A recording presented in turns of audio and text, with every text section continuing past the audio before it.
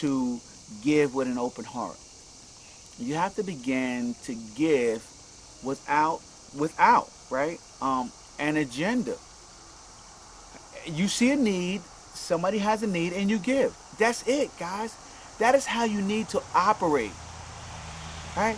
When I began operating like that, right, um, it began to work out better for me in my life, right? You see somebody with a need, you give. That's it. If you can. If you can't give, then you don't give, right?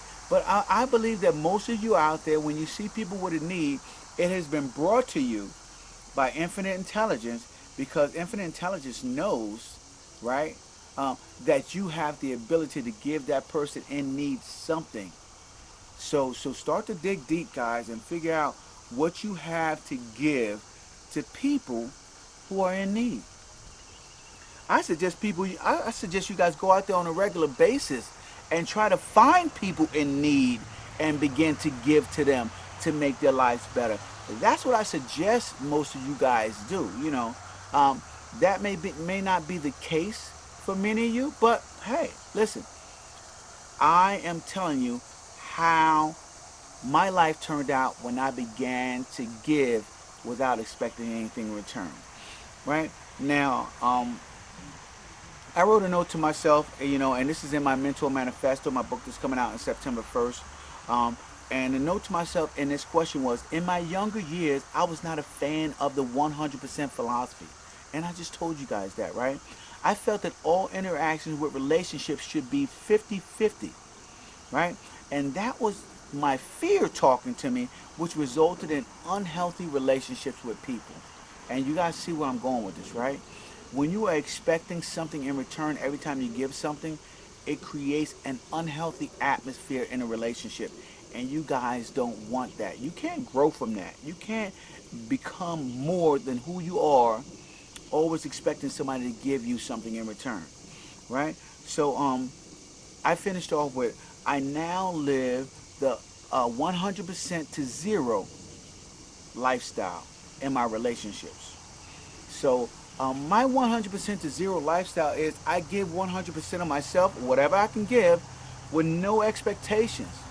I am not looking for somebody to give something back to me, because I'm complete within myself, right? I'm complete within myself, and that goes for my wife, my children, my family, and my closest friends. I need nothing from any of them to already be complete in who I am. And so that is something that you guys have to develop within yourself, right? Through reading and teaching and writing and meditating and mentorship, right? Mentorship can help you get there. If you guys want to be coached or mentored by me, let me know. Jump on board, and I will help you guys to learn how to create the life that you want on your terms. Not the life that I have, the life that you want. So, and I will help you to identify things that are truly, truly important to you, right? And things that truly don't matter, man. And so let's go on from there, guys. And and that is powerful when it comes to contribution. And so it's embarrassing.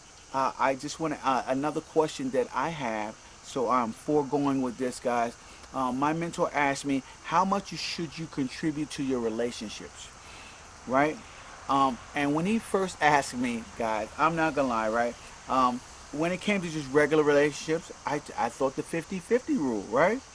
Um, because I had a lot of past emotional scars in my life, right?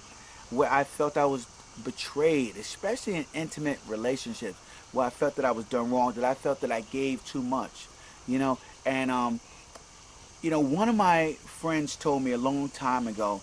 He said, "Don't stop being yourself. Continue to give.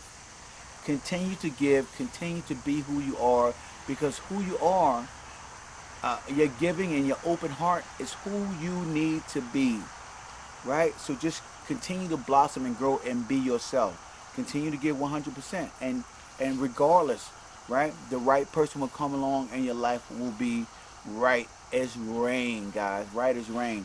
So I'm telling you guys this: if you are a giver, continue to be a giver, right? people will move in and out of your life, and people will try to take advantage of you just because you're a giver. But guys, um, I believe that if you continue to give, the right person will come along, and your giving of 100% will be something of a beautiful symphony when you get together with the right person. So continue to give, guys. Continue to give, right?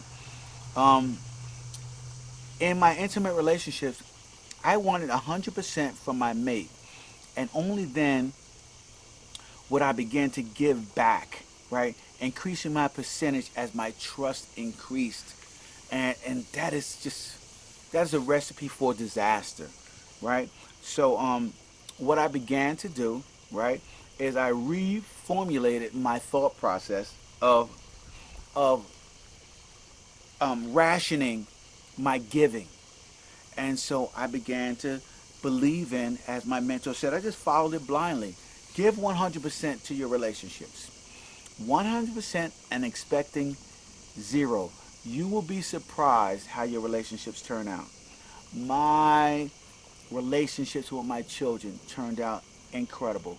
My relationship with my wife began to change.